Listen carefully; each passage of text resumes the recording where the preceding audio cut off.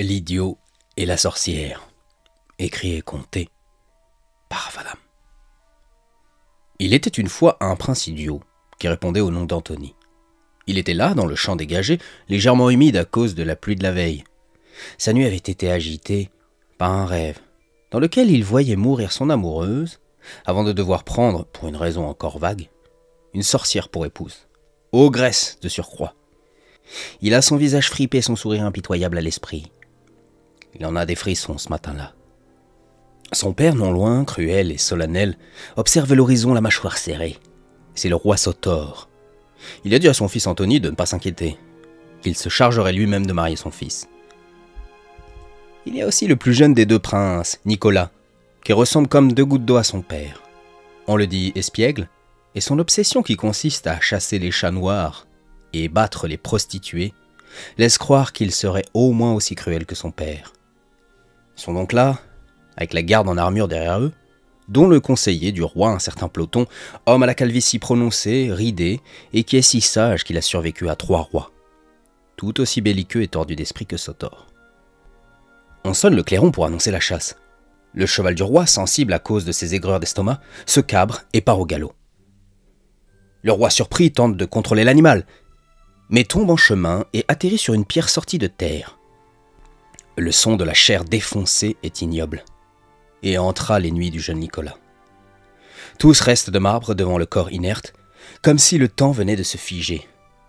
« Papa !» s'écrie soudain Nicolas. « Papa !» Il saute de son cheval, court maladroitement à cause de son armure trop lourde et encombrante, puis s'agenouille près de son père. Il hésite, retourne son père et a un mouvement de recul. La nausée le gagne. Là où on aurait dû voir un visage, il n'y a plus qu'une tête enfoncée et gorgée de sang. Comme un bol qu'on aurait rempli de jus de myrtille. Il détourne le regard et vomit. Les gardes forment déjà un attroupement. « Laissez passer !» dit Ploton en écartant 2 gardes. « Laissez-moi !» Il ne termine pas sa phrase devant le spectacle choquant du crâne défoncé. L'idiot Anthony arrive en dernier. Il ne comprend pas et demande « Où est passé le visage de père ?» Gênance extrême dans l'assemblée. Les soldats le regardent, puis détournent la tête. Certains aimaient beaucoup le roi Sotor, mais ils se gardent bien de laisser entrevoir leur colère. Ploton met une main sur l'épaule d'Anthony. Il vient de croiser le regard du jeune Nicolas, plein de larmes et de dégoût à l'endroit de son frère aîné.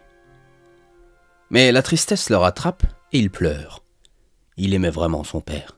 « Tu es désormais roi », dit Ploton, toujours pragmatique et enclin à rappeler le droit chemin, ce qui doit être fait. « Tu vas organiser l'enterrement de ton père, qui doit être digne d'un grand roi. » Ploton plante son regard vif dans les yeux hagards d'Anthony. Il a du mal à déceler quoi que ce soit qui trahirait l'intelligence. Anthony, cependant, est capable de surprendre. « Je viens de comprendre que mon père est mort, » dit-il. « Je suis le roi, car je suis le plus âgé de ses fils. Je ferai ce que tu me dis.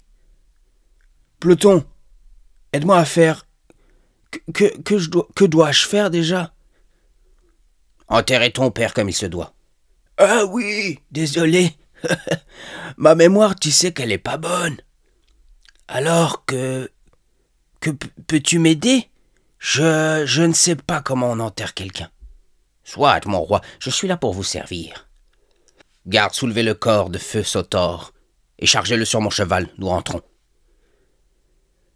La partie de chasse est donc terminée, » dit Anthony.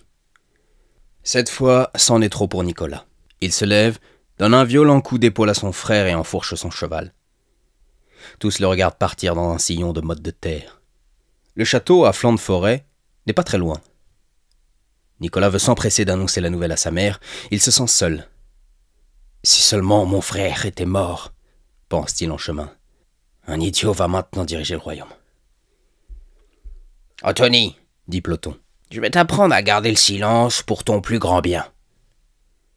Désormais, tu verras me chuchoter ce que tu souhaites dire en public avant de le dire. Qu'en dis-tu ? » « Vous me tutoyez, conseiller ? » ?»« Oui, je pense que c'est mieux.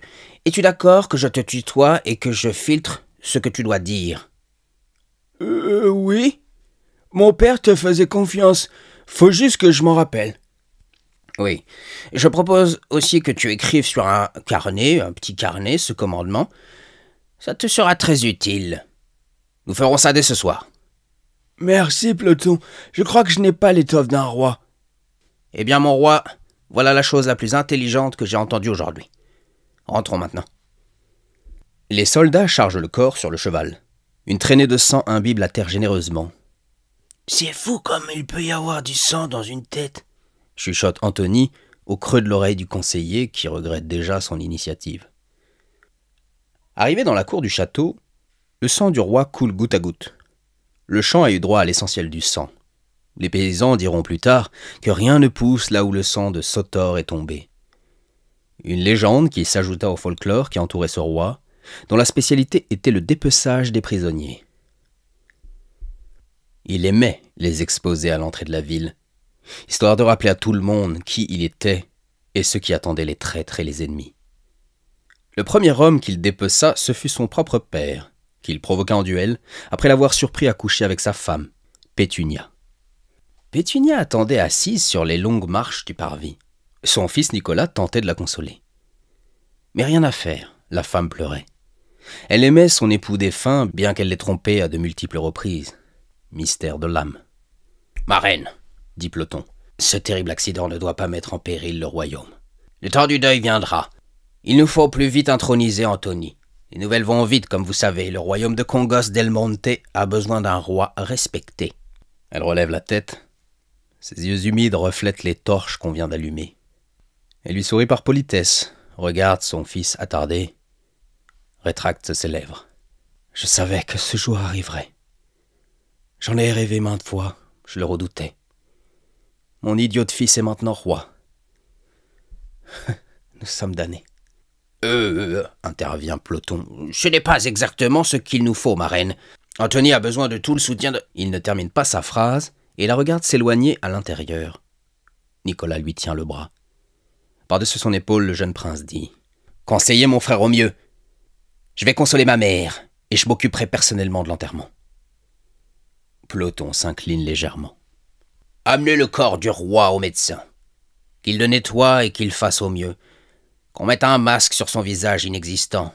Anthony, viens avec moi. Je dois te montrer quelque chose. » Il longe les douves. Anthony regarde deux oiseaux voltiger dans l'air. Il sourit.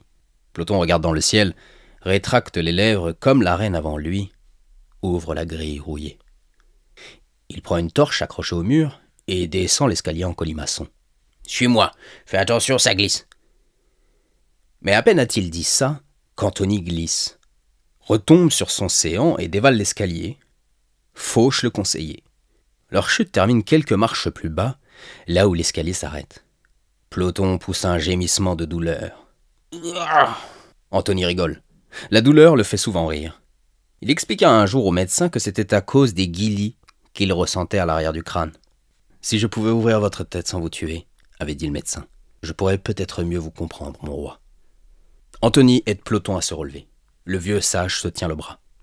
« Ramasse la torche et prends les devants. Allons dans le fond de la salle. » Ils y vont. Un grand feu brûle dans la cheminée.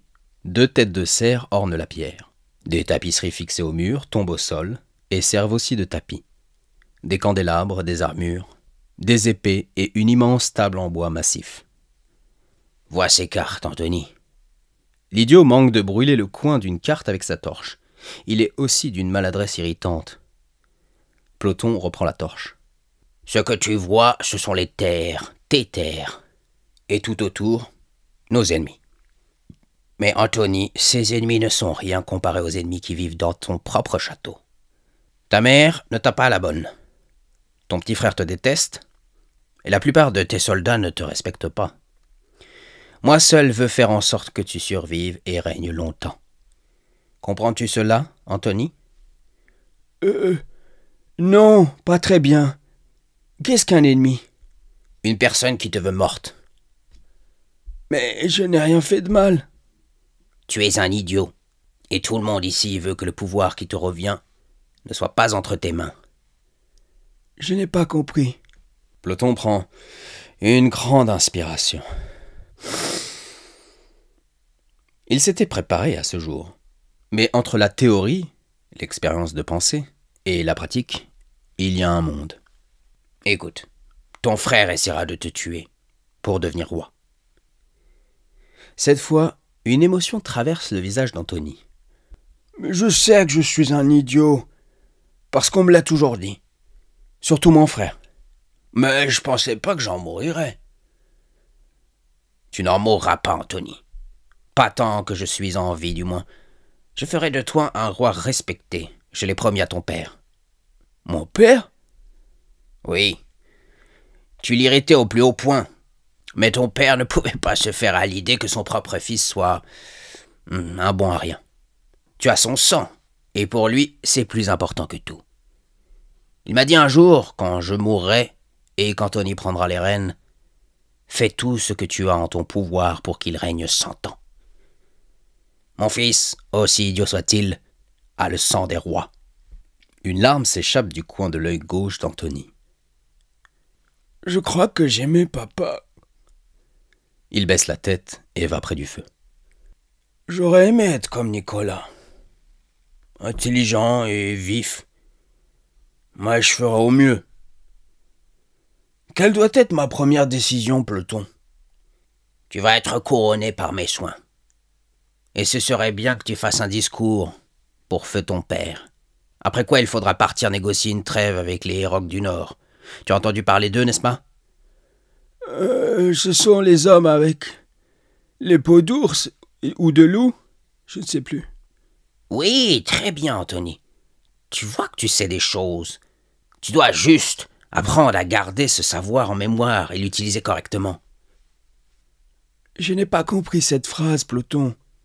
Ce n'est pas grave. La journée a été longue. Tu vas aller te reposer, d'accord? Dormir, ça rend intelligent.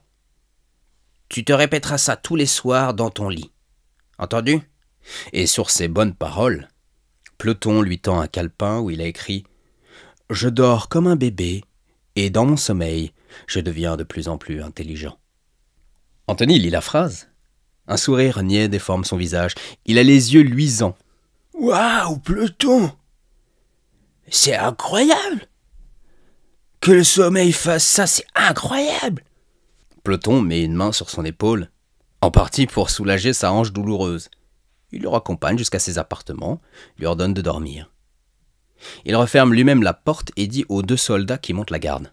« S'il devait arriver quelque chose au roi Anthony, vous en répondrez par vos vies. » Pluton disparaît dans la pénombre du couloir.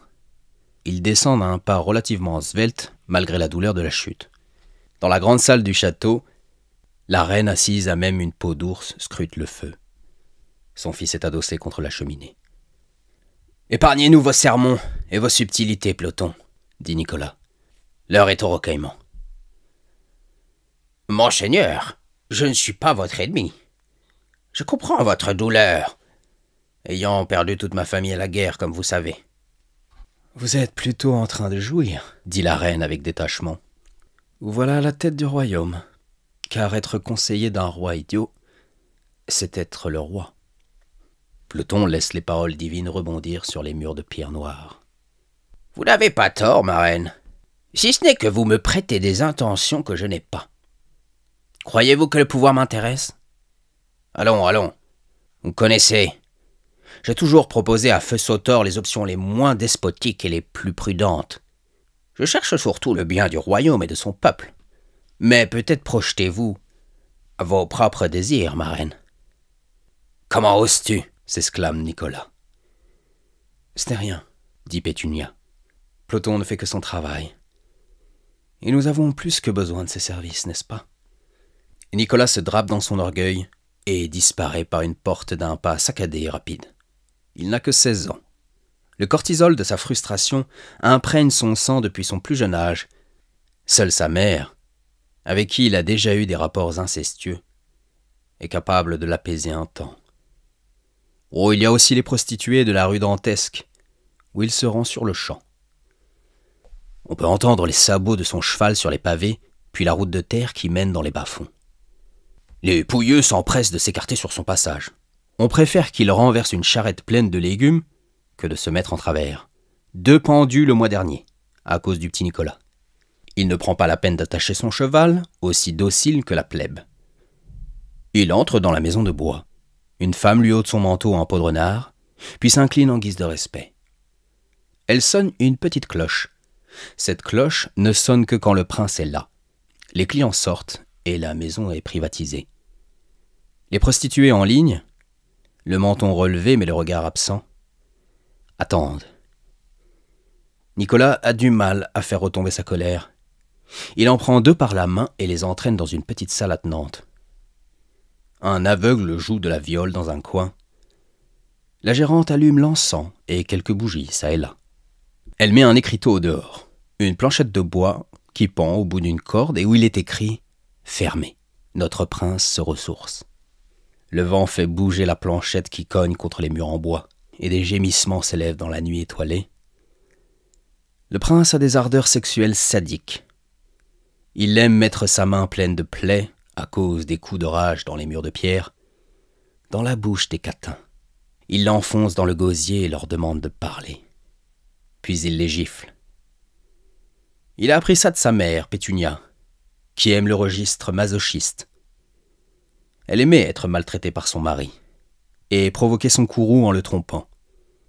Les coups n'en étaient que plus forts et audacieux. Une fois, elle tomba dans le coma.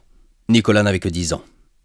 Il avait assisté à la scène caché derrière un rideau, tandis que son frère Anthony flânait dans les prés à la recherche d'une expérience bucolique. Les papillons le fascinaient, ce qui avait le don d'énerver son père. Mais Sotor aimait ses 2 fils plus que tout. Même un sadique est capable d'aimer et de pardonner par amour. Pardonner l'ineptie insupportable de son héritier direct, c'était là la seule tendresse qu'ont connue à Sotor le cruel. Ploton s'incline devant Pétunia. « Soyez sûr que votre sang royal sera honoré, protégé et servi comme vous l'entendez, ma reine. Vos intérêts sont mon commandement et ma raison d'être. Je vous souhaite une bonne nuit. » La reine aimait entendre cela, mais elle aimait aussi que Ploton lui tienne tête. Elle attend qu'il parte, relève sa longue robe à plis verts et s'insère l'annulaire et le majeur droit. Elle mouille abondamment. Et il ne faut pas longtemps à la reine nymphomane pour jouir.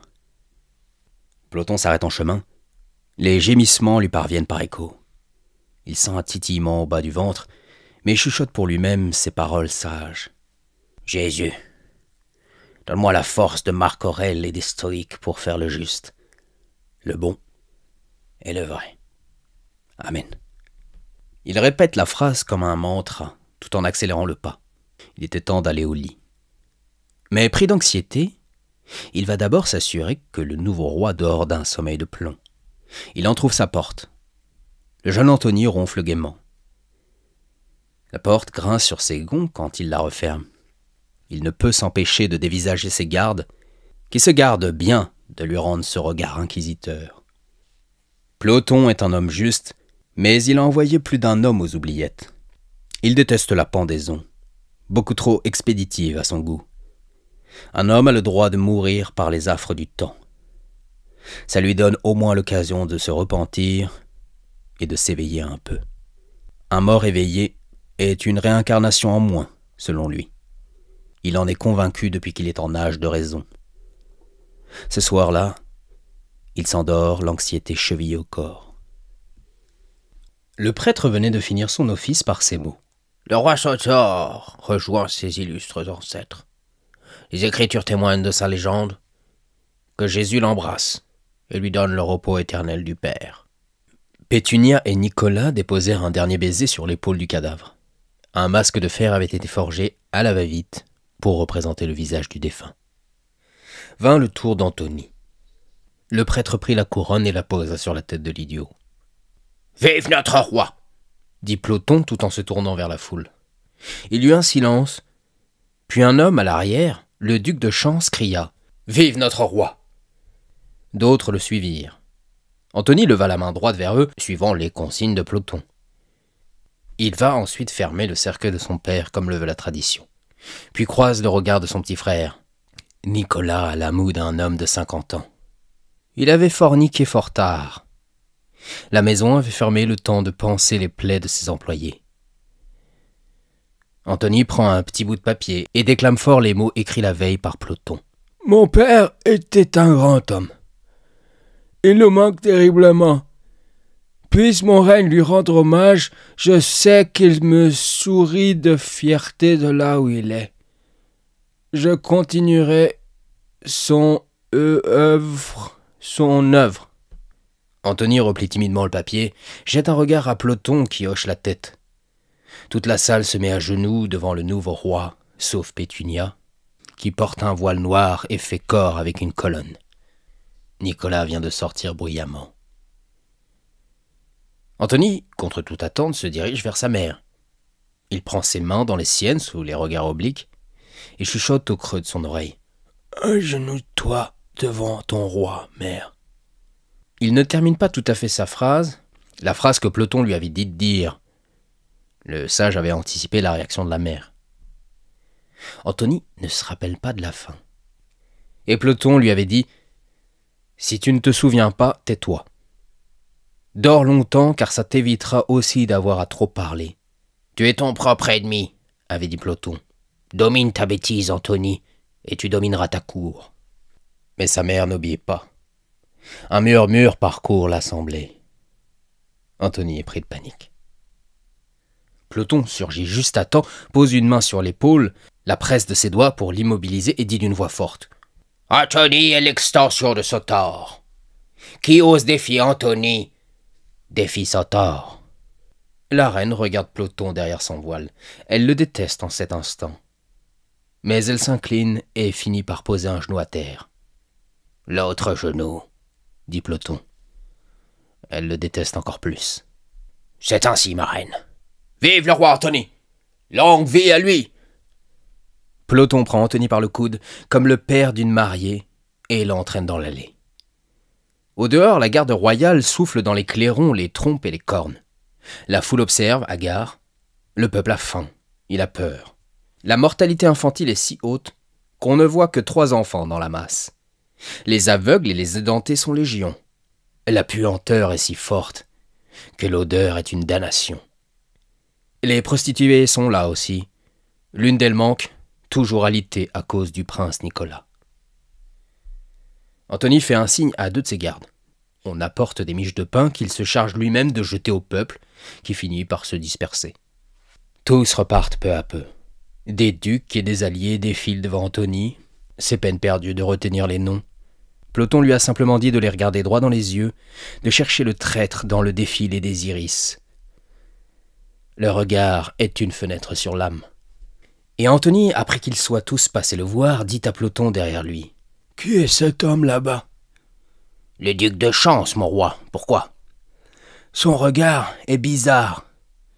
Du moins, il était bizarre. »« Vous pensez que c'est le traître ?»« Je ne sais pas, mais je n'ai pas aimé. »« Vous avez un bel instinct, mon roi. Le duc de Chance est l'amant de votre mère depuis des années. Il rêve du trône. S'il peut vous empoisonner, ou que vous mouriez à la guerre, il en sera ravi. »« Que dois-je faire ?»« Vous devez l'avoir à l'œil et le mettre en geôle dès que vous en aurez l'occasion. »«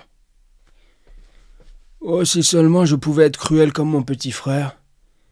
Je le tuerais de mes propres mains, mais je ne comprends pas comment faire. »« C'est pourquoi vous êtes bon, mon roi. Ne vous inquiétez pas. Il y a mieux que l'assassinat, beaucoup mieux. Vous le découvrirez à mes côtés. » Mais Ploton n'eut pas le temps d'apprendre quoi que ce soit de plus à Anthony.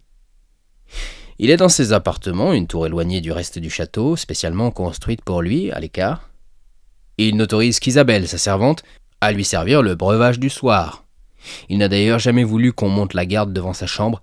Il se méfie de ses propres soldats, question de principe. Une soupe froide à base d'ortie, recette de sa grand-mère. Ce soir-là, Isabelle tremblote. Elle a les yeux mouillés. Ploton est si absorbé par ses responsabilités et la façon dont il doit manœuvrer habilement Anthony qu'il ne prête pas attention à Isabelle, d'ordinaire sereine et souriante. Il boit la soupe à la va-vite. Continue à lire les notes de Marc Aurèle comme à son habitude. Mais Isabelle reste sur place. Il relève la tête. « Eh bien, que se passe-t-il, Isabelle ?» Elle tremble, le plateau d'argent dans les mains. Des larmes généreuses irriguent maintenant ses joues et goûtent dans son corsage. Ploton sent que ses paupières sont lourdes, sa vue se floute. Il s'allonge car il est pris de tournis. Il voit une silhouette dans l'embrasure de la porte, suivie d'une autre. C'est la reine et son fils Nicolas. Mais il ne le saura jamais, car ce sommeil est tout pareil à la mort. Son cœur ralentit et finit par s'arrêter. Il semble être mort dans son sommeil. Isabelle est pétrifiée de peur. Nicolas s'approche d'un pas svelte, la prend par la taille, se frotte un peu à elle, puis plante sa dague fine dans le cou de la pauvre femme. Ses yeux écarquillés et imbibés de sang laissent entrevoir une lumière qui disparaît. Il laisse retomber son corps inerte sur le tapis à dorure. Une masse de sang s'étend et l'entoure. Elle est face contre terre. Nicolas place la dague dans la main de Ploton. Il se retourne vers sa mère, souriante et soulagée du cours que prennent les choses. Nicolas voit les courbes généreuses d'Isabelle bomber sa robe un peu trop apprêtée. Il a envie. Non, Nicolas, pas de nécrophilie dans ma demeure. Viens donc dans ma chambre. Nous festoirons comme il se doit. Nicolas suit sa mère qu'il désire prendre par derrière. Elle lui demanderait d'avoir les cheveux tirés, d'être fessé, et il obéira. Il obéit toujours à sa mère. Le lendemain, la reine Pétunia demande à ce qu'on fasse venir Ploton. Les gardes lui apportent la terrible nouvelle. Elle pleure, feint d'être sous le choc. Nicolas organise l'enterrement en grande pompe. La reine dit ces mots. « C'est un homme de sagesse que nous perdons. Notre royaume aura besoin de plus de force et de résilience encore. Que Dieu bénisse et guide notre bon roi, Antony, mon fils. » On fait parvenir la nouvelle par pigeon voyageur au duc de Chance, qui n'a pu se déplacer. Depuis l'annonce funeste, le roi Antony est choqué. Il n'a pas dit un mot, mais une émotion nouvelle lui transperce le cœur, la tristesse. Elle se loge dans le cœur et le plexus. Il se rend compte que Ploton était comme un père, plus encore que Sotor. Le soir de l'enterrement, il est pris de panique. Il craint sa mère et son frère, à juste titre. Il se rue vers son manteau de fourrure, ôte sa couronne et descend le grand escalier. Ses gardes restent de marbre. Personne ne le suit. « Mon roi !» dit l'un d'eux, une torche à la main. « Mon roi, où allez-vous? Êtes-vous en danger ?» Mais Antony entre dans l'écurie royale. Les chevaux sont réveillés. Il prend le premier venu et ne prend pas la peine d'installer une selle. Il ouvre la porte en grand et l'enfourche. « Laissez passer !» s'exclame-t-il arrivé au point du pont-levis. « Laissez passer le roi !» On le reconnaît. On ouvre et les soldats le voient disparaître dans la nuit noire, stupéfaits. Il murmure. « Tu crois qu'il a peur pour sa vie ?» dit l'un. « Oh, je crois que s'il a peur, c'est qu'il est doté d'intelligence. Or notre roi est idiot. » Un silence émane, on entend juste le vent dans les meurtrières et les interstices des pierres. « Je ne suis pas d'accord, » dit le premier. S'ensuit un débat qui ne sera écourté que 10 minutes plus tard par le capitaine en ces termes. « Soldats, si vous voulez devenir philosophe, candidatez pour la place de Ploton. » Tous préfèrent être soldats. C'est un office moins dangereux de nos jours. Antony se fait à son cheval. La route de terre est éclairée par une lune pleine et jaune, grosse dans le ciel. Il entend comme un murmure dans le vent. « Viens à moi, jeune roi. »« Viens à moi, jeune roi. » Le cheval coupe à travers champs. Antony se cramponne. Ils atteignent l'orée du bois. « C'est de la folie d'entrer dans la forêt la nuit, » murmure-t-il. « Faisons demi-tour, cheval. » Mais le cheval hésite. Il est nerveux. Une lumière apparaît dans les ténèbres de la végétation épaisse, comme une luciole. Et la voix de nouveau. « Aie confiance, mon enfant. Qui te voudrait plus de mal que ta propre mère et ton propre frère ?» Plutôt convaincu, il donne un petit coup de talon à son cheval qui avance. « Oh, il y a de la magie en ces lieux, » Le cheval avance timidement, presque en révérence. Il n'a pas peur pour autant. Ils suivent la lumière qui flotte comme un feu follet bleu à 1 petit mètre du sol, jusqu'à une clairière. Il y a une maison de bois. Un grand feu de cheminée éclaire le jardin par la fenêtre. Anthony voit comme un cercle dessiné au sol. Il trouve ça fort étrange. La porte s'ouvre seule. Il plisse les yeux, mais ne voit personne sur le seuil. « Bienvenue !» dit une vieille femme à côté de lui. Il met une main sur son cœur. Le cheval l'avait vu venir et reste tranquille. « Suis-moi à l'intérieur, Anthony. Nous avons à causer. » Elle s'éloigne en flottant à quelques centimètres au-dessus de l'herbe coupée à ras. La chaleur de l'âtre est une invitation irrésistible. Il entre et va s'asseoir près du feu sur un tabouret de bois. Des herbes aromatiques sont accrochées à la poutre. Elle sert un thé et fait léviter la tasse jusqu'à lui. Il la prend, les poils de ses bras hérissés, les yeux grands ouverts. Êtes-vous une sorcière? Oui, Anthony. Mais ma magie n'opère qu'ici. Oh, j'ai merdé étant jeune, et le conseil des sorciers m'a restreint à cette clairière. Quelle bêtise. Mais bon, c'est vrai que j'ai merdé. Ah, je suis désolé pour vous. Qu'avez-vous fait? Eh bien, j'ai perdu un duel contre mon maître, et notre code éthique prévoit des conséquences en cas de défaite. Mais là n'est pas le sujet. J'ai quand même décelé un grand désarroi en toi. Oui, Ploton, mon conseiller, est mort. Je crois qu'il a été assassiné.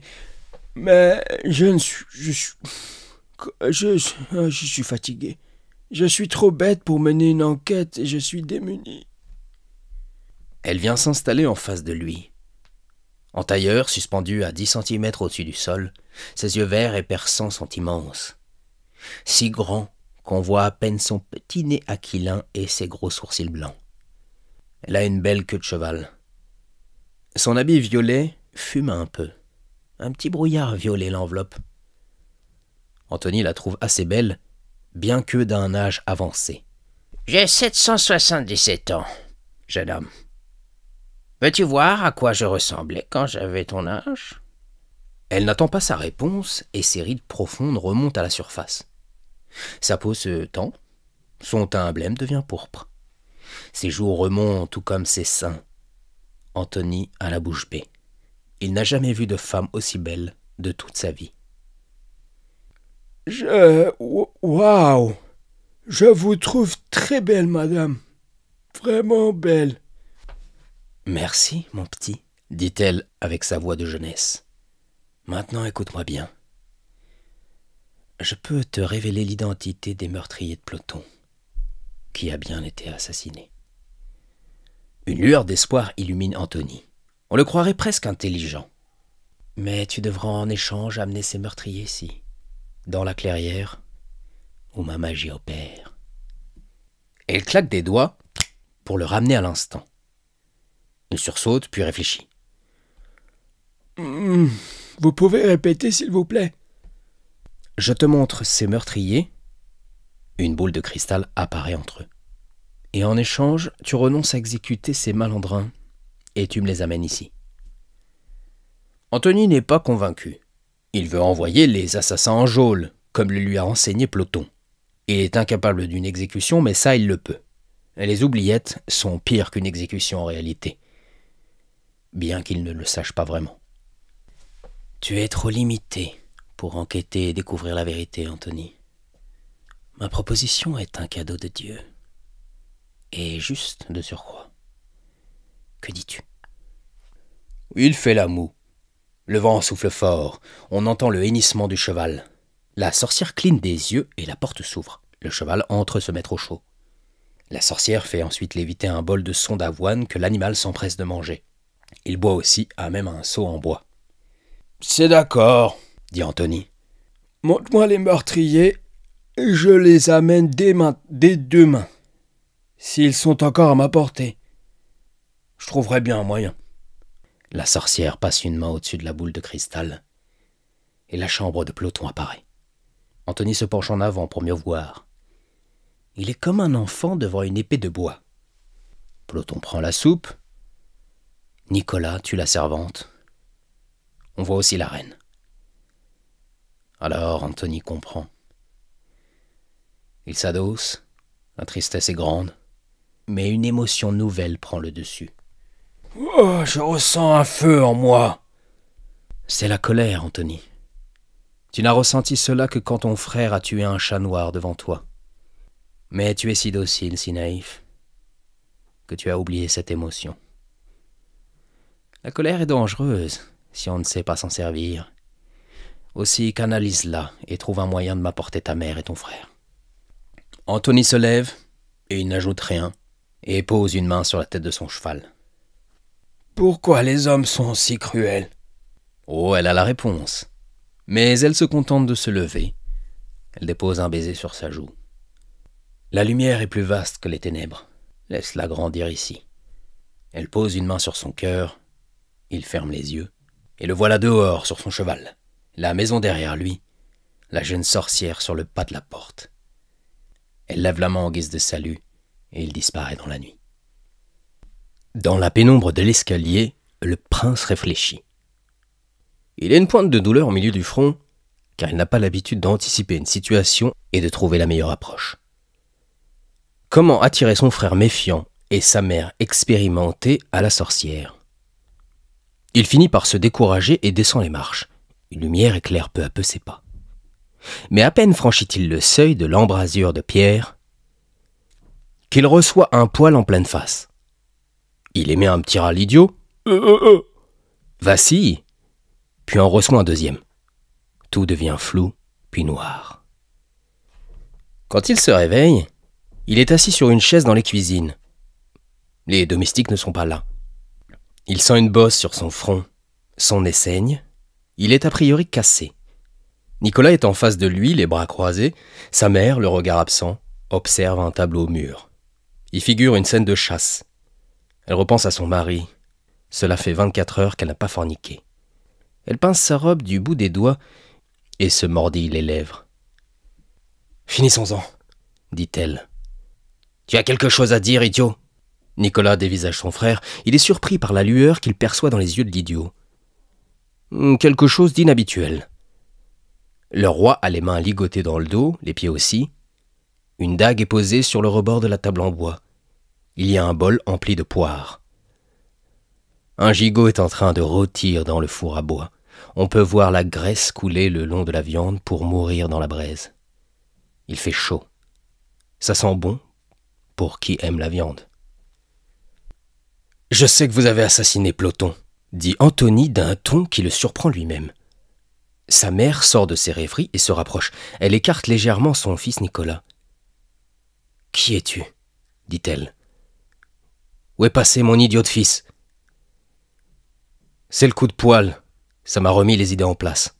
C'eût été plus malin de feindre être idiot, mais je préfère être honnête. Mon honnêteté sera la même que jadis. Je suis ainsi. »« Alors je vais te mettre un autre coup, » dit Nicolas l'impulsif. « Et cette fois ce sera le coup de grâce. »« Oh, pas si vite, jeune effronté. Je connais la grotte des Nilots, celle qui renferme le trésor que Père a cherché toute sa vie. Vous en aurez besoin pour financer vos guerres et votre train de vie. La nymphomanie de notre mère empirera, les orgies seront hebdomadaires et le gouffre financier s'élargira. Vous le savez tous les deux.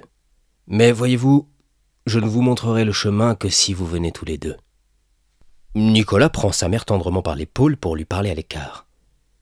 Ses grosses bagues en or contrastent avec ses doigts fins et osseux. Antony est trop idiot pour inventer tout ça. Je ne sais pas. Même sa voix a changé. C'est peut-être une ruse. Prenons de garde avec nous. S'il s'agit d'une embuscade, nous aurons le temps de nous enfuir. Il veut que nous y allons tous les deux. C'est suspect et imprudent. Mère, comment Antony aurait-il la capacité de faire un coup monté?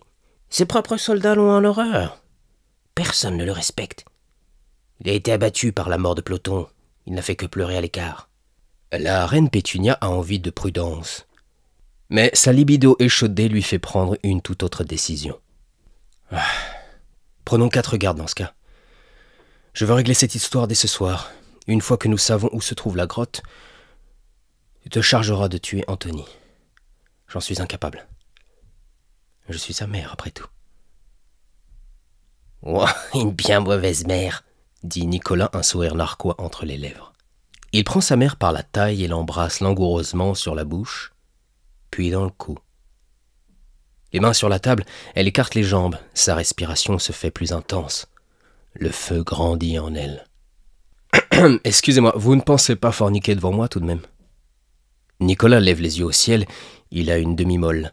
« Dans le cas contraire, donnez-moi un papier et un fusain, que je vous fasse un croquis. » L'impulsif prend la dague, la place sur la jugulaire de son frère qui ne sourcille pas. « Vas-y, tu en meurs d'envie.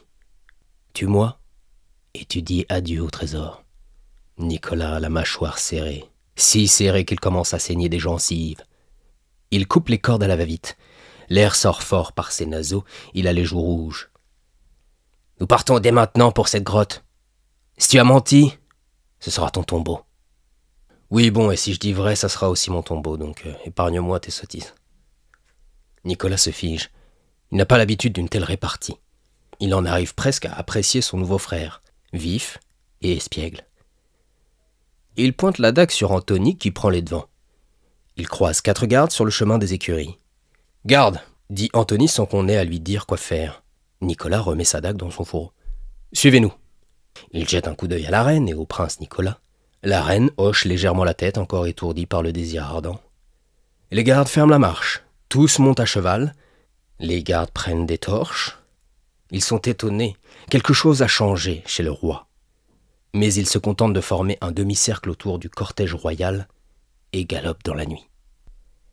Arrivé dans la clairière, Nicolas dit « Eh bien, où est la grotte ?»« Tu nous as menti, » ajoute la reine. « Garde, emparez-vous de lui. » Mais les gardes n'ont pas le temps de s'approcher, qu'ils sentent leur corps figé. La sorcière est sur le pas de la porte. Elle lance un sourire à Anthony, qui appréhende la suite.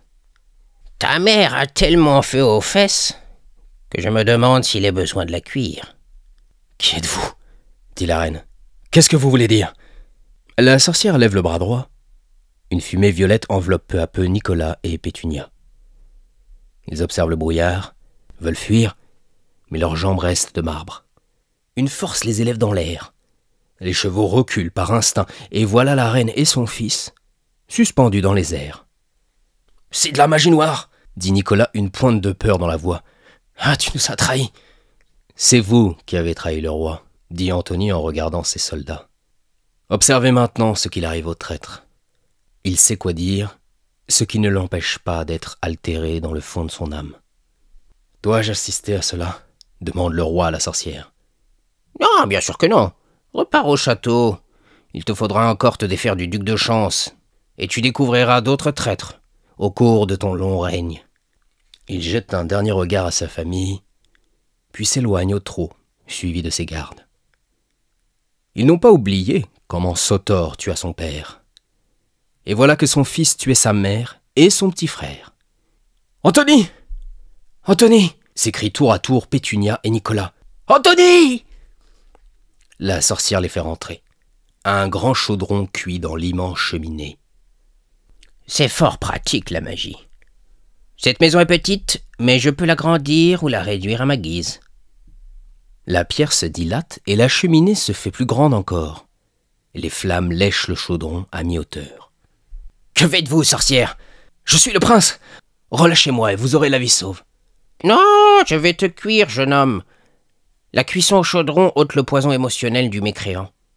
J'y ajoute un fin mélange d'herbes et la chair devient délicieuse. » Nicolas veut protester, la menacer, mais ses habits et sa couronne disparaissent et ses orteils touchent déjà l'eau bouillante. Il plonge lentement dans le breuvage, du sang se joint au bouillon. Il hurle, mais sa voix devient aiguë, puis il tourne de l'œil. Sa mère horrifiée regarde fondre son fils, les yeux écarquillés. Elle sent un liquide chaud imbiber sa robe. « Voyez-vous ça ? Ma reine macule mon sol de sa pisse royale. C'est trop d'honneur. »« Je vous en prie, » dit la reine d'une voix à peine audible. « J'ai été une mauvaise mère, je sais. Mais Anthony a besoin de sa mère. Je peux encore faire le bien. » La sorcière plonge une louche pour récupérer le scalp de Nicolas. « Il y a comme un cheveu dans la soupe, ma reine. » La reine manque de vomir, elle pose une main sur sa bouche. « Je vais vous congeler.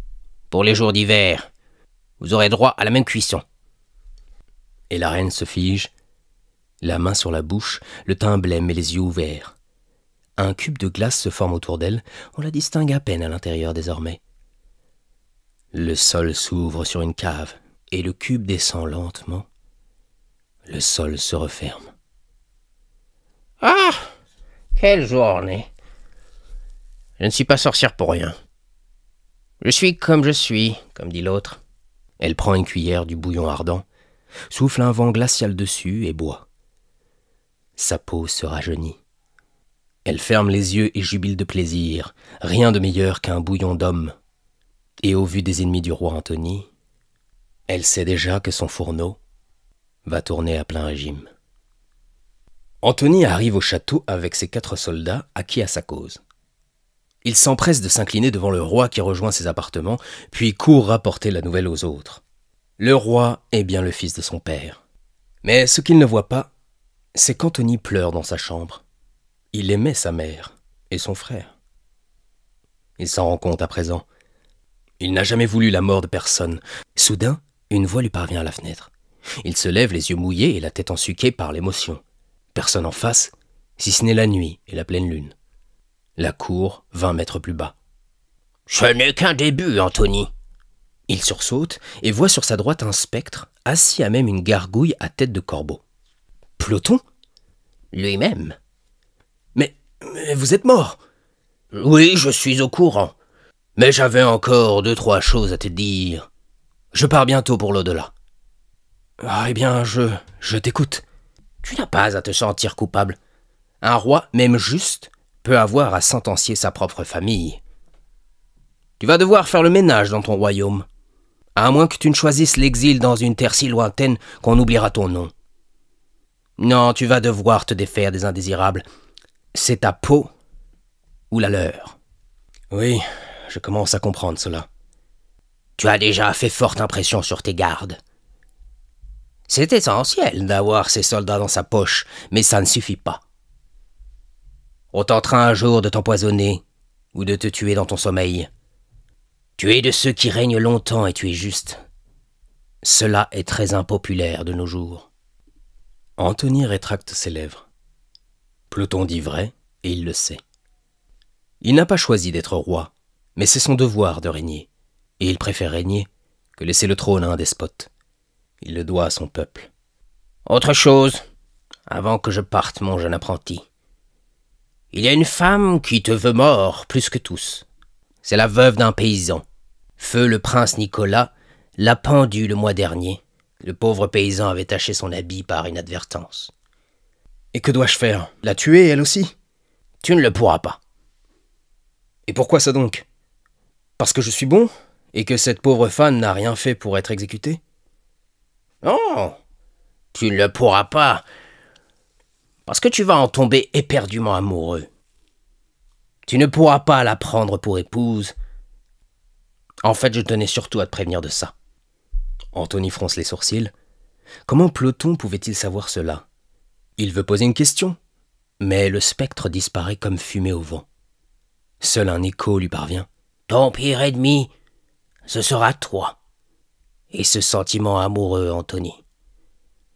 Puisse ton règne être long et prospère. » Le lendemain, le prince se lève la tête ensuquée. Le songe flotte encore en lui comme un écran de fumée. Il a le sexe en érection, gorgé de sang et un peu douloureux. Son rêve a été agité par quelques ébats, une brune. Il enfile sa toche blanche, aux dorures superbes, ses bottes en cuir craquelé et sa couronne, si lourde qu'il commence à en avoir mal au cou. Si ça continue, cette couronne causera ma mort. Il sourit aux 2 soldats postés devant sa porte, s'éloigne et se retourne vers eux. Allez dire au forgeron qu'il me faut une nouvelle couronne. Je ne veux pas de motif dessus, et je veux surtout qu'elle soit fine et légère, la plus légère possible. Et l'un des soldats s'empresse de s'incliner, passe devant son roi et descend à la va-vite. On dirait une voiture de mariée qui traîne des casseroles. Antony sort de son château, tout le monde lui dit bonjour au passage. Ses servantes en train de ranger et nettoyer. Ses cuisiniers. L'un d'eux lui dit « Sa Majesté ne prendra pas son petit déjeuner? Non, mon brave. Juste un jus de pomme. Mais très certainement. L'homme s'empresse de lui apporter une coupe en verre incrustée d'émeraude. Le jus a été pressé ce matin avec les pommes du verger. Le roi Antony boit cuit sec et sort. On lui rapproche son cheval, mais il refuse, il veut aller à pied. « Mon roi, dit le capitaine, faites-moi l'honneur de vous accompagner, c'est pour votre sécurité. »« Non, capitaine, je veux y aller seul. »« Mais c'est fort risqué, certains villageois ont encore de la haine pour votre père, votre frère et donc vous-même. Ils pourraient se lancer sur vous. Écoutez, un roi qui ne peut pas se promener sereinement dans son propre domaine n'est pas un roi. » « C'est fort bien dit, mon roi. Oui, ce coup de poil sur ma tête m'a rendu habile avec les mots. Si je ne suis pas revenu avant la nuit, par contre, partez à ma recherche. Mais pas avant. »« Bien, mon roi. » Le capitaine fait lever la grille et abaisse le pont-levis. Ils regardent tous le roi s'éloigner sur la route de terre, l'air un peu hébété. Arrivé à la hauteur de la première maison, Antony s'arrête. Le mur en bois et la toiture en toise n'ont pas fière allure. Le tout paraît affaissé et sur le point de s'effondrer. Une femme sort. Elle ne reconnaît pas tout de suite le roi. Mais le bel habit de l'homme lui fait penser qu'il s'agit d'un seigneur. Antony est subjugué. Il veut parler, mais les mots ne viennent pas. Il voit un rictus déformer le visage de la femme, comme un orage qui viendrait couvrir une belle vallée. Elle recule à pas lents et va s'enfermer. Antony reste là, sur place. Il vient de voir une brune aux cheveux ondulés, presque frisés, de grands yeux verts et des cils si grands qu'ils touchent presque ses sourcils épais. La femme a du sang andalou. Son visage fin contraste avec sa généreuse poitrine et ses larges hanches. Elle a mis un ruban rouge sur son front pour rabattre ses cheveux et absorber un peu la sueur du labeur. Antony sort de son mutisme et de sa paralysie. Il toque 3 coups légers à la porte. « Que voulez-vous ? » Je suis le roi Antony, j'aimerais vous parler. » Il y a un silence. La femme, derrière la porte, est en colère. Elle est en plein deuil et déteste la famille royale par-dessus tout. D'autant que sa maison, la plus proche du château, lui rappelle ceux qui ont fait pendre son mari. Elle regarde ses 2 filles près de la cheminée et finit par ouvrir. Désolé de vous déranger, Antony ne finit pas sa phrase. Il est complètement sous le charme de celle qu'on appelle Ramona. Une main sur la porte, l'autre sur sa hanche, elle le dévisage. Mais sa colère s'estompe un peu. Elle vient de reconnaître l'idiot de la famille royale. Elle avait toujours eu pour lui un peu de pitié. Le pauvre idiot était un homme bon. Idiot car bon, bon car idiot. Je ne sais pas ce qu'il m'arrive, mais je crois que... Elle détourne légèrement la tête sans toutefois le perdre de vue. Il a quelque chose de touchant. Ploton m'a averti. Et me voilà devant vous. Le cœur amoureux. Elle a un mouvement de recul. Ses joues rosissent. Elle le jauge, baisse les yeux. Malaise. Bien, je ne vais pas vous déranger plus longtemps, madame. Je voulais simplement vous dire que si vous avez besoin de quoi que ce soit, faites-le moi savoir. Je vous ferai parvenir des présents. Et je lèverai l'impôt, car l'hiver a été trop rude. Il s'incline et s'éloigne, rouge comme une tomate. « Mais qu'est-ce que je raconte ?» marmonne-t-il. « Je suis fou amoureux. » Et sur ces mots, un sourire niais fend son visage de part en part. Il relève la tête et va dans le village, le cœur joyeux. Il arrive dans la grande rue. Elle est animée par le marché. Un étal de pommes attire son regard. Il s'y dirige mécaniquement. Il pense à Ramona. « Au Seigneur !» dit l'agriculteur. « Que puis-je pour vous ?» Il relève la tête et voit un homme ridé, si ridé qu'on voit à peine ses yeux. « Oh, rien, brave homme. Je suis simplement en balade. » Antony sent qu'on le regarde. Les conversations s'arrêtent, le silence se fait. Un murmure apporte la nouvelle. « C'est le roi Antony. » Mal à l'aise, le roi sourit et lève la main en guise de salut. Mais la foule le dévisage de plus belle. Il cherche ses mots et dit « Je vous souhaite une fort belle journée. Personnellement, je suis amoureux. Hein? Alors, Je suis tout comme sur un petit nuage. Les habitants sont perplexes. Une fillette vient de mettre sa main sur sa bouche en pouffant de rire. Sa mère la cache derrière sa robe, hantée par le souvenir de Nicolas l'impulsif, capable de vous envoyer pendre pour un malheureux sourire. Eh bien, vaquez à vos occupations, faites comme si je n'étais pas là. Et sur ces bonnes paroles, Anthony flâne gaiement dans les rues. Il croise 2 soldats qui le prient de l'accompagner pour sa sécurité. Anthony accepte et va jusqu'à la forêt rendre visite à la sorcière. Les gardes guettent le moindre danger, ils ont le sens du devoir. Le roi toque à sa porte. Elle ouvre, lui sourit. La sorcière en est secrètement amoureuse. Elle lui sert une tasse de thé. « Que puis-je pour toi ?» « J'aimerais dire un mot à ma mère, un dernier mot. » Elle trouve l'idée saugrenue. Pourtant, le sol s'ouvre et un glaçon de 2 mètres par 2 apparaît en lévitation au milieu de la salle. Quelques gouttes d'eau tombent au sol à cause de la chaleur du feu de cheminée. La glace éclate en 1000 morceaux qui deviennent autant de copeaux de neige. La reine recroquevillée gît sur un lit blanc. Elle se réveille un peu, voit son fils étourdi et recule d'horreur en voyant la sorcière. « Maman, regarde-moi. Je voulais te dire que je t'aime. Je ne te l'ai jamais dit, mais voilà, je t'aime et donc je te pardonne. » La reine regarde les gardes postés dans un coin de la pièce. Elle ne comprend pas bien ce qu'il se passe. Le silence se fait, gênant. « Eh bien, si tu m'aimes, je suppose que tu viens me libérer. » Nouveau silence. Le roi Anthony échange un regard triste avec la sorcière qui, elle, reste impassible. Ses rides tirent sa peau vers le sol, on dirait une vieille bougie. « Anthony, mon fils, tu viens me libérer, n'est-ce pas? Tu regrettes ton geste, c'est ça? Et tu viens secourir ta mère chérie, celle qui t'a donné le sein. » Mais Anthony ne dit rien. La neige éparpillée au sol converge vers un point, et les copeaux deviennent de petits cubes de glace.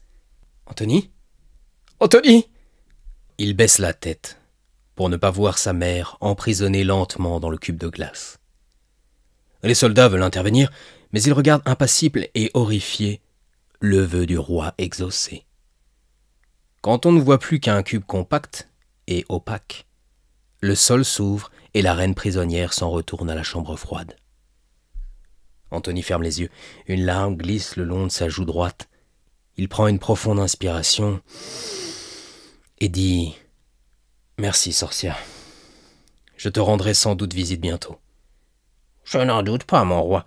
Ce fut un plaisir de vous avoir pour le thé. » « Allons-y, garde. » Les gardes ne se font pas prier. Ils ravalent leur salive à l'unisson et sortent maladroitement de la maisonnette de bois. La porte se referme seule derrière eux. Quand ils arriveront au château, ils raconteront comment Anthony, à l'instar de son père avant lui, tua quelqu'un de son propre sang, sa mère qui plus est, et de quelle cruelle manière. Ne fallait-il pas être le digne héritier du trône pour en arriver là? Cette rumeur grandit et finit aux oreilles du duc de Chance. Le duc était attablé au bout de cette immense table en bois, un feu de cheminée brillait derrière lui. Son conseiller buvait timidement un thé près de lui, tandis que le duc s'empiffrait de poulet fourré au marron. Sa barbe était imbibée de vin rouge, tout comme ses grosses lèvres. « Dis-moi, conseiller, si ce que tu me rapportes est vrai, le roi Anthony n'est pas signé qu'on le disait. » « C'est ainsi, monseigneur. Il a fait tuer son frère et sa mère dans d'atroces circonstances. On dit qu'il a recours au pouvoir d'une sorcière. » Le duc regarde son conseiller d'un air déconcerté. « On dit aussi qu'il flâne dans la ville, souvent seul, et qu'il serait même tombé amoureux d'une fermière, une certaine Ramona. » Le duc se lève pour regarder dans le feu. Il avait l'habitude de faire cela quand il tramait quelque chose, comme si Lucifer lui indiquait la bonne marche à suivre. « Si je fais tuer cette Ramona, le roi Anthony en sera-t-il anéanti? » ?»« Oh, assurément, monseigneur. » »« Et il est possible qu'il mette fin à ses jours, et du coup, il n'engrossera pas Ramona. » »« C'est fort possible. Il sera du moins plus vulnérable, car pris dans le deuil. Et il n'aura pas d'héritier en gestation. Du moins, si un héritier est en gestation, il sera tué, car la mère le saura. » Alors dis à Crac de partir pour Congos del Monte. Je veux qu'il tue Ramona ce jour et me rapporte la preuve ce soir. Que voulez-vous faire de ces deux petites filles? On dit aussi qu'elle a un fils qui vit plus en aval du fleuve. Il a fui depuis la mort de son père. Le duc consulte le feu à nouveau. Les enfants de Ramona pourraient vouloir une vengeance. Alors qu'ils soient eux aussi assassinés. Cela n'a rien de personnel. C'est les affaires. Le trône sera bientôt mien. Ce pays mérite un vrai roi. Il prit en silence ma venue. Vos désirs sont des ordres, monseigneur. Le conseiller se retire comme une ombre. Antony toque chez Ramona. Oh, encore vous? Oui, écoutez, je sais que je suis le roi et de la famille de celui qui tua votre mari. Mais je ne suis qu'un idiot. Et me voilà amoureux de vous. Oui, je sais tout cela. Mais je ne suis pas d'humeur à vous aimer. Mais je pourrais être le mari parfait. Pensez à vos filles, elles ne manqueraient de rien. Et il est aussi vrai qu'il me faut un héritier. Bah dis donc, vous manquez pas de culot, vous. Vous allez droit au but. Vous n'êtes pas laid. Et j'ai entendu dire que vous avez fait exécuter votre frère, ce tyran. Oui, c'est ainsi. Je vous en prie, laissez-moi vous aimer. Mon cœur est grand et mon amour est sans borne. Il rêvait d'avoir quelqu'un à aimer. Vous parlez plutôt bien pour un idiot. Elle laisse la porte ouverte et va voir ses filles qui se chamaillent. Elle met une tape sur la tête à chacune et leur assigne une tâche. L'une fait la vaisselle, l'autre passe le balai. « Demandez-moi ce que vous voudrez, » dit le roi. « Il n'est rien que je puisse faire pour conquérir votre cœur. » Elle réfléchit et se prend au jeu. « Eh bien, le jour où vous saurez ce que ça fait que d'être une femme en ce bas monde, je vous prendrai, peut-être, pour époux. » Le roi est interloqué. « Maintenant partez, j'ai affaire. La maison est une chose, mais il y a aussi la ferme que vous voyez là-bas. » Et il regarde la ferme au loin, un tas de boue avec des vaches et des chevaux. Il se laisse gentiment pousser au dehors tout en murmurant pour lui-même. « Le jour où je saurai ce que c'est que d'être une femme. » Ni une ni deux, il s'en va voir la sorcière en courant. Son intelligence est plus vive que jamais. Il arrive essoufflé, crache dans l'herbe humide et dit « Sorcière, sorcière, transforme-moi en femme le temps d'une journée. » Ma foi, vous êtes encore plus idiot que quand vous étiez niais. Obéis, sorcière. Tel est mon vœu. Bien, bien, bien. Elle dirige ses paumes de main vers le souverain. Il sent une poussée dans sa poitrine. Des seins se forment. La poussée élargit ses hanches et grossit un peu ses fesses. Fais-moi belle, hein, sorcière. Je veux être une jolie femme. Oui, la plus belle qui soit, mon roi. À l'image de la jeune femme que j'étais jadis. Ses lèvres deviennent pulpeuses, sa chevelure soyeuse. Son habit royal rougit et devient une belle robe, tenue à la taille par une ceinture de cuir. « Oh, merci, sorcière. Je vais pouvoir conquérir Ramona. » Sur ces mots, il est choqué. Sa voix déraille. Il sent sa gorge se nouer un peu. Il regarde la sorcière dont le rictus trahit le mécontentement. « Que se passe-t-il, sorcière? Oh mon Dieu, ma foi!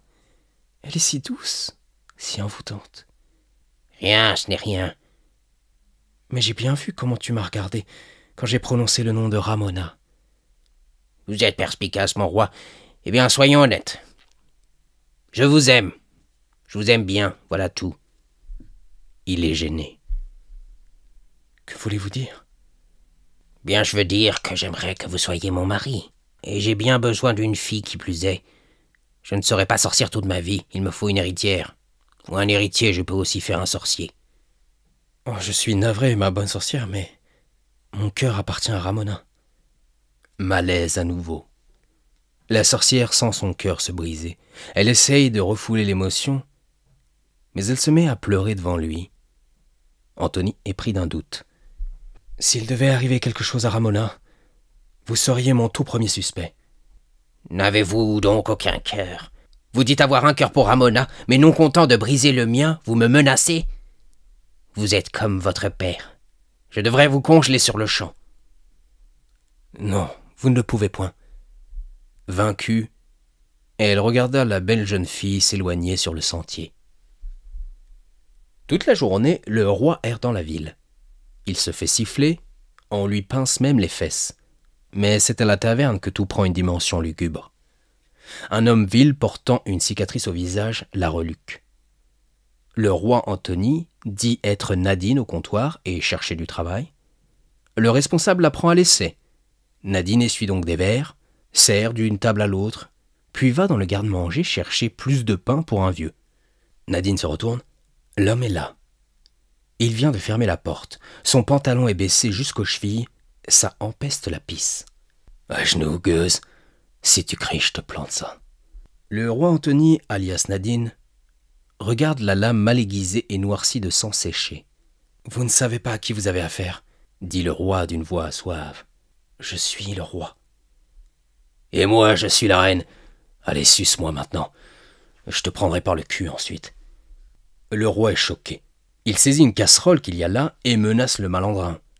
La porte s'ouvre, mais l'homme est juste derrière. Il bloque l'entrée de sa large carrure. « Nadine, qu'est-ce que tu fais là? Les clients attendent. »« Dégage, pauvre fou, ou toi aussi tu prendras un coup de couteau au bas-ventre. » Le responsable, en homme timoré, referme la porte. Il ne veut pas d'ennui. Quelle idée de prendre une femme aussi charnelle et envoûtante. Il se dit que l'homme fera ce qu'il a à faire et s'en ira. Quant à Nadine, il la répudiera et lui interdira son établissement. Ce sont les affaires. Nadine n'en revient pas. « Pauvre fou, qu'as-tu fait ?» pense-t-il. « Oh, l'amour rend idiot, l'amour rend idiot !»« D'accord, » dit le roi tout en se mettant à genoux. « Je vais te sucer. Mais pose ton couteau, ça m'empêche de bien faire. » L'homme grogne un peu, puis pose la lame sur une étagère. Il pose ensuite ses deux mains sur la tête du roi. Nadine tourne presque de l'œil à la vue d'un pénis fripé et suintant de pu. Le temps paraît suspendu. C'est donc ça que d'être une femme en ce bas monde, à cette époque. Le roi Antony a la tête qui tourne. Il est pris de colère, de désarroi, de chagrin. Il hait les hommes autant qu'il se hait lui-même. La sorcière a elle aussi vécu ça, à la différence qu'elle est dotée de quelques pouvoirs qu'il n'a pas. C'est tout juste s'il a assez de biceps pour soutenir le gros pénis. Mais alors, dans un accès de rage venu de ses entrailles, le roi Nadine croque l'un des testicules qui pend là. Le sang gicle. L'homme crie de douleur, le roi le repousse. Le malandrin pose ses mains sur la bouillie qui lui sert de testicule. La douleur est immense. Le roi a eu la morsure d'un loup. Nadine se saisit du couteau. Le vil redresse la tête et lui plante la lame entre les deux yeux. Le malandrin louche, la bouche entr'ouverte, puis tombe comme une masse face contre terre. La lame ressort par l'arrière du crâne. Le sang des parties basses rejoint bientôt celle du cerveau de l'écervelé. Le responsable rentre. Il est affolé, mais paralysé par la vue du mort. Nadine prend un pichet de vin pour se rincer la bouche. Elle crache sur les souliers neufs du responsable et dit « Je vous ferai pendre. Je vous ferai pendre. » Le responsable, qui n'avait rien de très responsable ce jour-là, s'écarte pour la laisser passer. Au comptoir, les curieux se bousculent, puis murmurent. Plus personne ne cherche querelle à Nadine ce jour-là. Le roi Antony remonte la rue d'un pas décidé. Il est plein de rage. Elle ne retombe pas. Il ne sait pas comment la faire retomber puisqu'il n'a jamais vécu ça auparavant.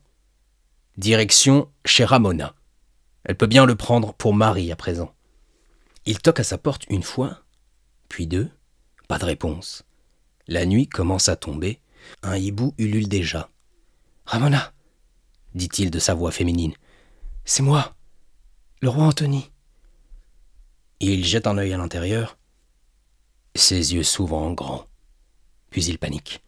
Il ouvre la porte et voit Ramona au sol, et les yeux révulsés, une marque de strangulation au cou. Ces deux filles gisent la tête face contre terre. Elles ont été égorgées. Nadine tombe à genoux. Le désespoir est immense. Ramona a sans doute été violée. Le roi veut poser une main sur elle, mais il se ravise et la porte à sa bouche. Il reste là, toute la nuit, jusqu'au petit matin. Alors, aux premières lueurs, sa barbe repousse, ses seins se résorbent et il reprend peu à peu la forme d'un roi. Il a tant pleuré que son habit est mouillé, ses yeux sont rouges, il est épuisé. Mais il y a encore une énergie sournoise, un courroux. 2 gardes qui ont vu la porte ouverte s'approchent. « Oh mon Dieu, mon roi !» Il reste sur le seuil de la porte. « Qu'avez-vous fait, mon roi ?» Anthony se retourne lentement pour leur faire face. Ils ont un mouvement de recul. Jamais ils n'avaient vu un tel regard, si sauvage. Ils ont du mal à maintenir le contact. L'un d'eux dégaine son épée. Anthony regarde son homme de main et dit « Range cette épée. Ma future épouse a été assassinée avec mes filles, et tu ne trouves rien de mieux que de menacer ton roi d'une épée ?» Le soldat obéit, honteux. « Allez chercher le capitaine. J'ouvre une enquête pour trouver le meurtrier. Prévenez aussi le médecin. La vengeance me privera de mon sommeil. Mon roi, laissez-nous vous raccompagner au château. » « Non. Pas sans elle. Je vous attends ici. » Ils reviennent avec des soldats, le capitaine et le médecin. Ce dernier confirme que Ramona a été étranglée et violée. Les petites filles égorgées. Anthony est à bout et il manque de s'endormir à chaque instant. Ils reviennent tous au château et les villageois voient le funeste cortège. Tous se demandent si Nadine, la fille qu'on n'avait jamais vue et qui avait tué un homme à la taverne, n'avait pas aussi tué Ramona et ses filles dans sa folie meurtrière. Le roi Anthony est si pâle qu'on eût dit l'une des statues de marbre de l'église. Ici, la Vierge Marie porte Jésus et ses stigmates. Là, un homme nommé Judas, battu à mort. Ramona repose dans un cercueil de bois. De chaque côté, un petit cercueil et dedans l'une des fillettes. Les cierges donnent à la salle, haute de plafond, une atmosphère feutrée. Anthony n'a pas voulu de musique sacrée. Le prêtre se contente de 6 mots. « Que leurs âmes reposent en paix ». On entend chuchoter dans les derniers rangs. On se demande pourquoi une telle cérémonie pour des fermières. On préfère Anthony l'idiot. Cette attitude était quelque peu énervante aux yeux des nobles, qui ont fait le déplacement pour 3 gueuses. Le duc de Chance est là. Il a un sourire en coin. Il a bien du mal à contenir son contentement. Son homme de main est dans l'ombre, adossé contre le mur de pierre froid.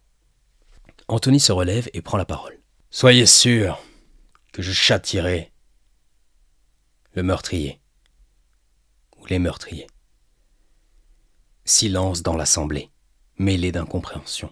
C'est à peine si on sait qui est mort. De nos jours, les gens meurent par dizaines et dans des circonstances similaires. Je sais d'ailleurs qui est l'assassin. Cette fois, grand émoi dans la salle. Le sourire en coin du duc de Chance se dissipe. Son homme de main s'approche dans la lumière, il croise le regard du commanditaire et bouge la tête lentement de droite à gauche, histoire de dire qu'il n'a pas manqué à son devoir, qu'il a fait les choses sans laisser d'indice. À vrai dire, Anthony pense à la sorcière. Il sait qu'elle est capable des pires atrocités pour arriver à ses fins. Il a entendu les histoires des villageois, et il a vu comment elle avait cuit son frère. On vient présenter les condoléances au roi. Il serre des mains à des gens qu'il n'a jamais vus. Vient le tour du duc. Il lui serre la main, et quand le duc termine sa formalité, Anthony retient sa main et l'attire à lui. Il lui murmure ces mots. « Si la sorcière n'est pas en cause, ce sera vous que j'irai chercher. » Le duc se redresse, scandalisé par l'audace. « Ma foi, jeune roi, vous n'êtes plus l'idiot que j'ai connu. » Anthony le regarde dans les yeux. Il vient de sentir une secousse dans tout son corps. Le duc a une aura tellement perfide et malsaine. Le duc fronce les sourcils. Il ne s'attendait pas à cela. Et soudain, Anthony pointe son index sur lui et le menace en ces termes. « La vengeance du juste tombe demain. » Le duc retire sa main avec dédain. Il redresse sa fraise et s'en va d'un pas saccadé vers son homme de main. Tous deux jettent un dernier regard à Anthony, qui ne flanche pas du regard. Ils savent que le roi ne bluffe pas. Mais ce qu'ils ignorent encore, c'est que la tyrannie qui coule dans ses veines vient d'éclore, comme une fleur carnivore et sans répit. Anthony a choisi sa famille avant la naissance, il a tout planifié. Il s'est incarné idiot, mais il vient de perdre l'irremplaçable. Il sait, du moins à ce stade, qu'il n'y a plus sur terre aucun bonheur pour lui. Il regarde le Christ sur la croix au-dessus de l'orgue. Il le dévisage avec la plus profonde déception. Il le conchit en silence.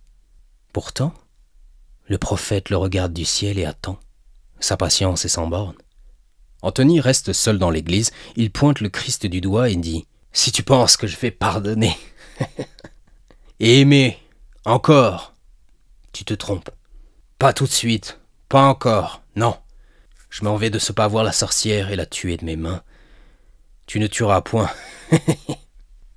Mon souverain derrière. » Et sous ses yeux imbibés de sang et de larmes, le Christ lui apparaît. Sous la forme d'une lumière vive, on ne voit plus la croix de bois.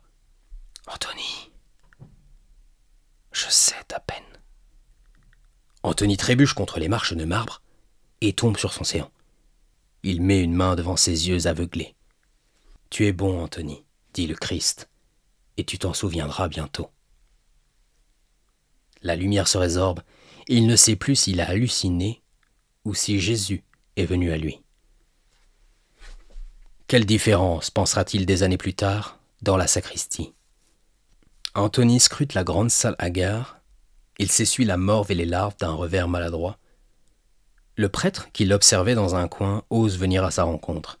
« Mon roi, laissez-moi vous raccompagner dans vos appartements. » Anthony se laisse faire. Il est si éreinté qu'il s'allonge dans son lit, sans prendre la peine de se déshabiller ou d'aller sous la couette. Il se réveille au milieu de la nuit grelottant. Il prend un manteau en peau d'ours et va voir la sorcière. « Sorcière !» s'écrie-t-il. 2 de ses gardes attendent à cheval devant la maisonnette. « Sorcière !» Anthony frappe la porte de bois si fort qu'elle danse sur ses gonds. « Ah !» dit le roi ivre d'émotion et un peu fou. « Si tu crois que je vais me contenter d'une porte close, tu te mets le doigt dans le derrière. Ouvre, magicienne des orties. Ouvre cette porte et je te ferai voir de quoi un roi est capable. » La porte s'ouvre d'un coup sec, comme si un vent violent l'avait ouverte. Anthony donne un coup de poing dans le vide et tombe à l'intérieur tête la première. Il est tombé si lourdement que du sang a giclé de son nez. Il pousse un râle de douleur, se relève et tente d'étrangler la sorcière. Elle se laisse faire. Il sent la tension sexuelle émaner d'elle. Il en est perturbé. Elle veut se faire pénétrer par lui. Et c'est d'autant plus perturbant qu'il n'a jamais connu cela. Il la repousse un peu.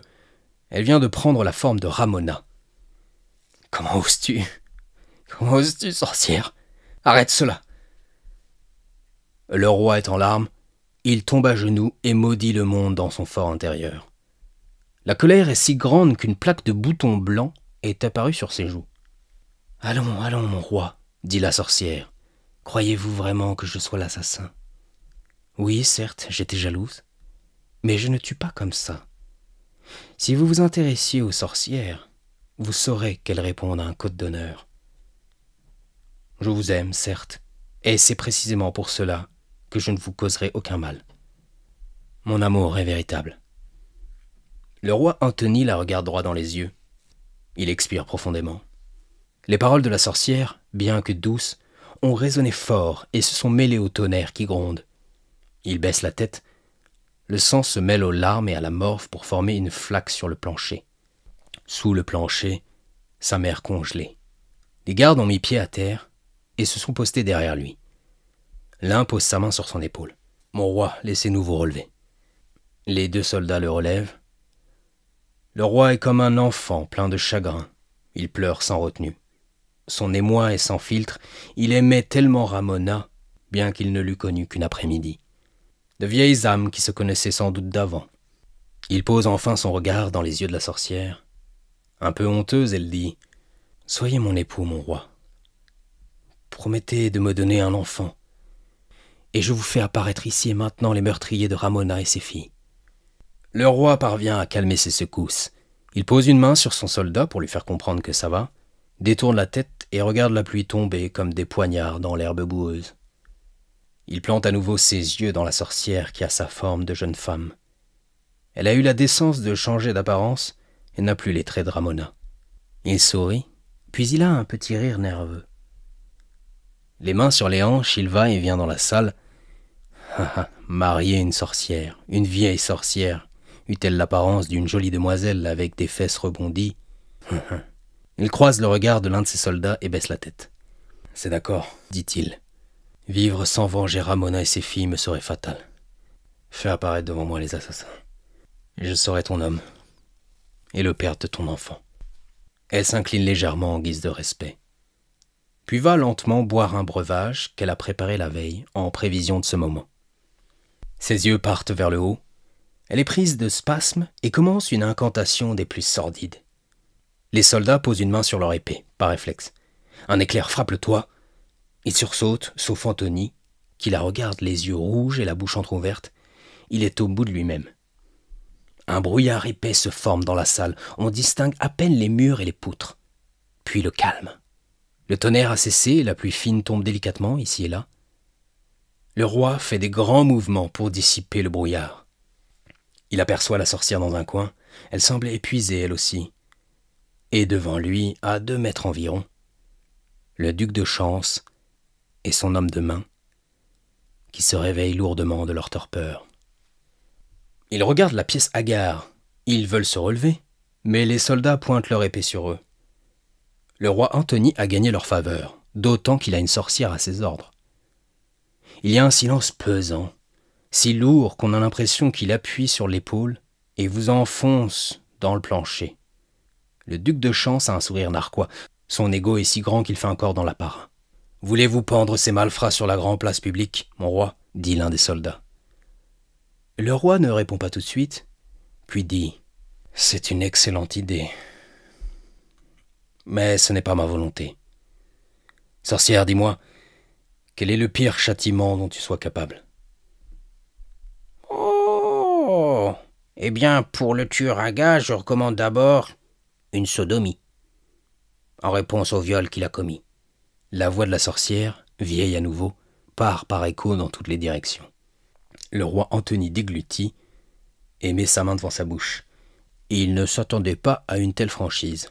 « Et je dirais qu'il convient de les dépecer vivants. C'est très douloureux et je fais ça avec lenteur et précision.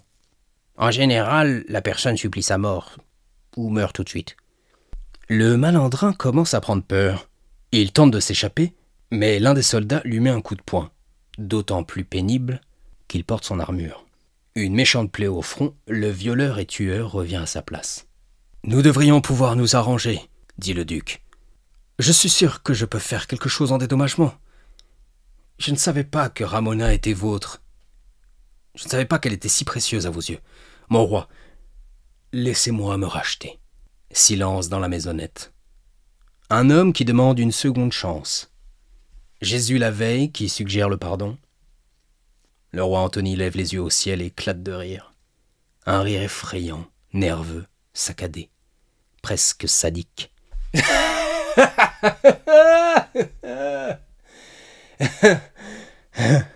Continue, sorcière.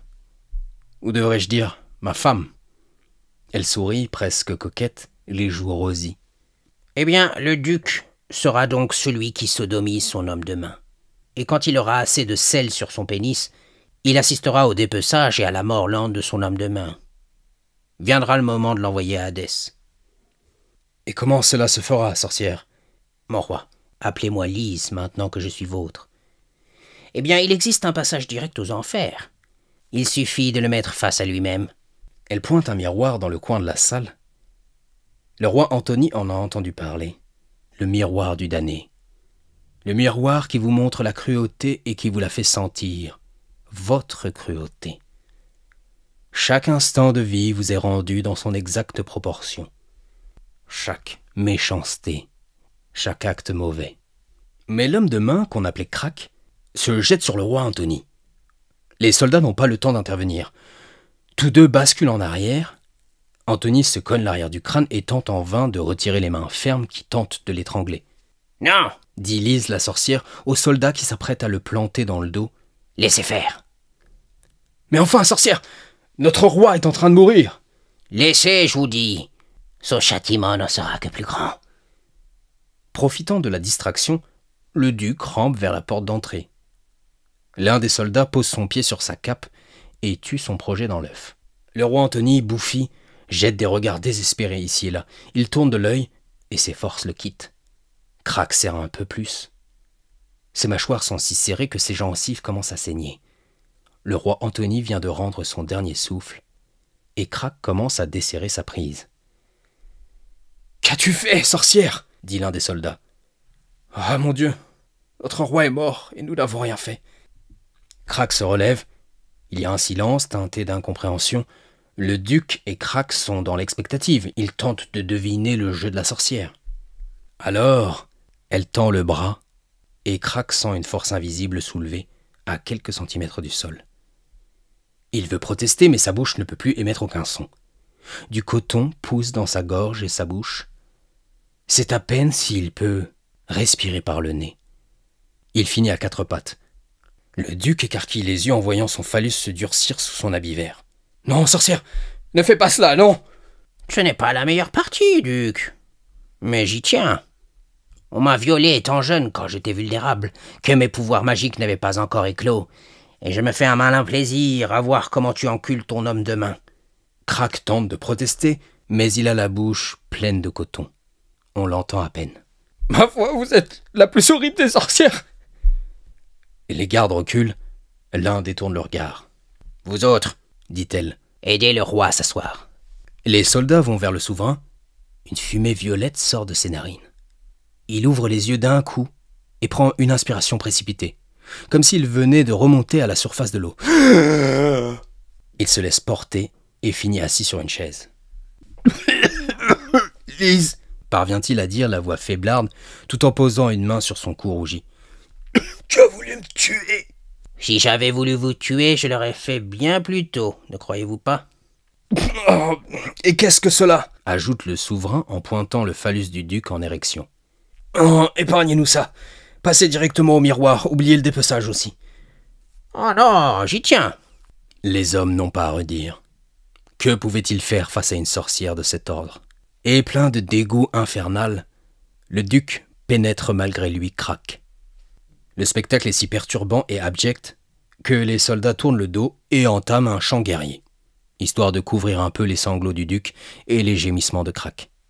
Le roi Antony veut détourner le regard, mais il croise celui de sa nouvelle épouse, qui l'invite à regarder. Oh, il ne regarde pas vraiment, son esprit divague. Comment en est-on arrivé là? « J'en ai assez, » dit la sorcière. « Place au bilan de vie. On oublie le dépeçage. » Le duc et Crac se retrouvent comme par magie à genoux, devant un grand miroir. Et là, dans le reflet, toute leur vie défile. L'expérience de Crac est si lourde que son âme sort du corps par le haut du crâne et son corps souillé retombe lourdement sur le côté. Le duc, lui, pleure comme un petit enfant. « Ça suffit, » dit le roi Antony. « Ils ont eu leur dû. Je regrette déjà de t'avoir sollicité, j'en ai la nausée.